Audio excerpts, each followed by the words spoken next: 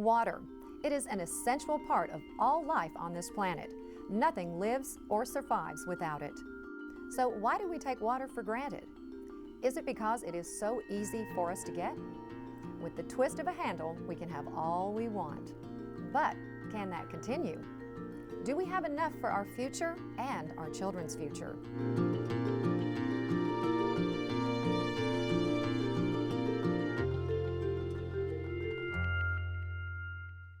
Did you know that water used on landscapes accounts for 30 to 70% of our total water use?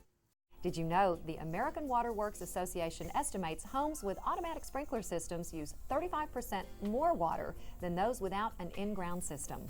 That's a lot of water. So it's very important to understand how your irrigation system works. This short video will provide tips on how to maintain your system and make a few simple repairs. It's important to know the basics of the parts of an irrigation system. Let's take a look at the 5 most important parts. Sprinkler heads are the casing that connects to the pipe that holds the spray nozzle. They come in a variety of brands and sizes, but the 2 most basic types are spray and rotors. This video will focus on repairs to a spray head system.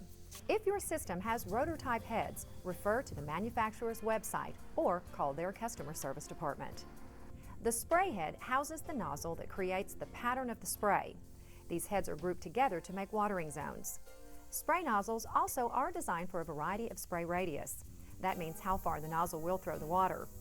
The ideal design has each spray head overlapping the neighboring spray nozzles. This is called head-to-head coverage. It is the very best way to get your entire landscape watered without dry or soggy spots. And if you find that your design has poor head-to-head coverage, you may need the assistance of a licensed irrigator to correct these deficiencies.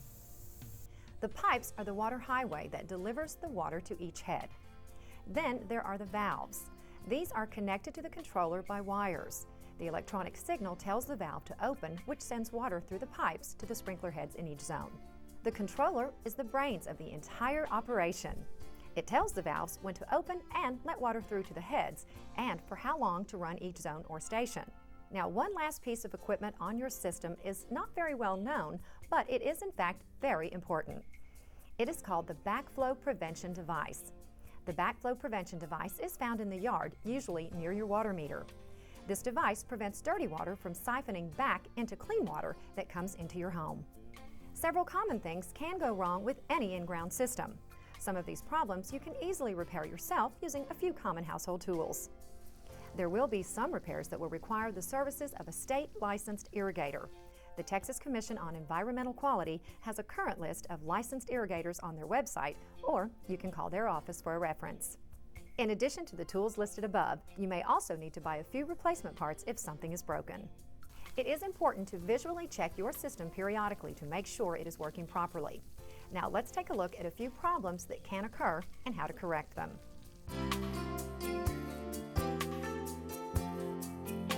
Sometimes the head or nozzle is misdirected. No one wants to pay to water concrete, fences, or the side of their house, and it is an undeniable waste of water. It is easier to adjust a spray pattern while the system is running so you can see the arc or direction of the spray. With a soft cloth covering the nozzle stem, use a pair of pliers with light pressure. Turn the nozzle stem until it is spraying in the proper direction, or turn the entire head to adjust. Some heads, such as this rotor, need specific tools to adjust without damaging the head. Go to the manufacturer's website for details on how to adjust their product. If you don't know who the manufacturer is, bring the sprinkler head with you to an irrigation system supplier.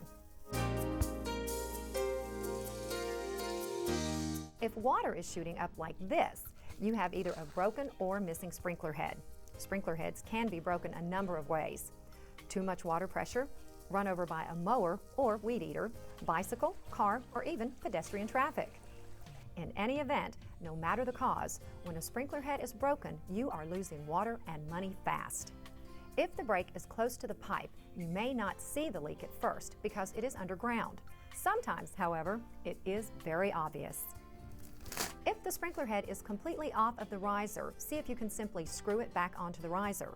If the riser is broken, replace it with one that is sized to ensure the head is level with the soil. Once the head is replaced, be sure to turn on the system and adjust until it is spraying in the right direction.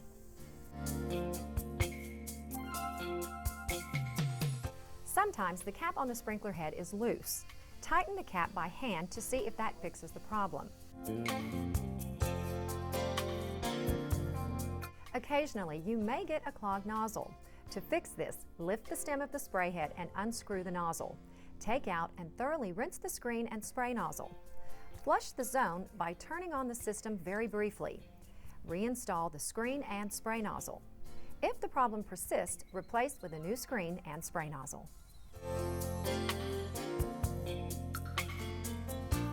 If your sprinkler heads are misting, these fine drops will never reach the root zone of your grass, wasting up to 70% of the water that you apply.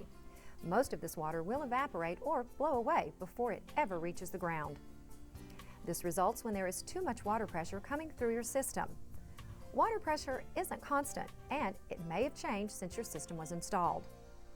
There may be many reasons why your system is misting, and an evaluation by a licensed professional would be the best place to start. He or she will be able to provide you with specific information and what options are available. These are just a few of the common problems that may occur with your system. If you do not feel comfortable with trying these repairs, please contact a professional irrigation service to help. These small repairs could save you thousands of gallons every time you water, and saving that water makes a huge difference in your community. Remember, the irrigation industry is regulated by state and local government. Be sure to check with your city for individual restrictions and guidelines. If you need a professional, please go to the Texas Commission on Environmental Quality website for a list of licensed irrigators by name or by city.